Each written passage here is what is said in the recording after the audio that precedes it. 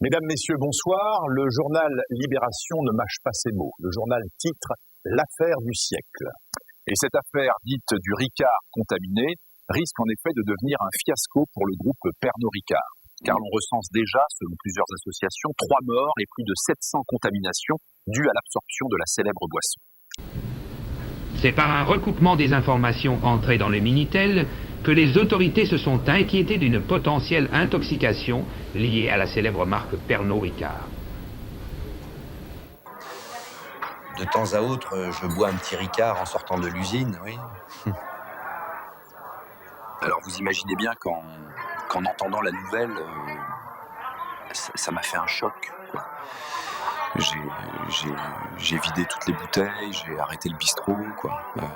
Une enquête lancée par l'ACC a mis à jour une possible contamination d'une cuve de Ricard.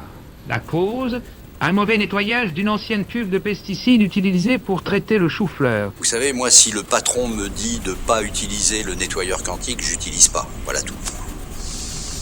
Et en effet, il est possible qu'il soit resté un insecticide dans la cuve. Oui. La conséquence, 722 victimes d'une contamination par des composés organophosphorés et au moins 3 morts. Depuis 3 jours, le patron de l'usine Ricard de Noirmoutier se défend. Selon lui, des procédés de nettoyage à échelle subatomique sont utilisés pour nettoyer les cuves. Il serait donc impossible qu'une trace de pesticide soit restée en circulation. Il n'y a pas de contamination. Les cuves sont traitées par des processus quantiques qu'aucune entreprise ne possède. Par contre, et je peux le prouver, monsieur, c'est un complot bolcho-communiste, de la presse socialiste, contre le Ricard. Et d'ailleurs, monsieur, je dois préciser, c'est important, que le Ricard a été classé patrimoine mondial immatériel par l'UNESCO. Autrement dit, je crois que même le président Valéry Giscard d'Estaing, même monsieur le président, n'oserait dire qu'il y a eu la moindre contamination. Pourtant, plusieurs victimes témoignent auprès de Libération saignement nasal, maux de ventre, abcès contenant une quantité anormale de pastis et coma éthylique soudain. Les effets sont violents. Je suis allé chez le Toubib parce que il se trouvait que j'avais un saignement de nez, voilà, qui ne s'arrêtait pas. Donc en effet, c'était assez inquiétant. Voilà. Bon. Et malgré un grog, les maux de ventre ne passaient pas. Vous voyez. Et bon, le Toubib m'a demandé ce que j'avais bu. Bon, du Ricard.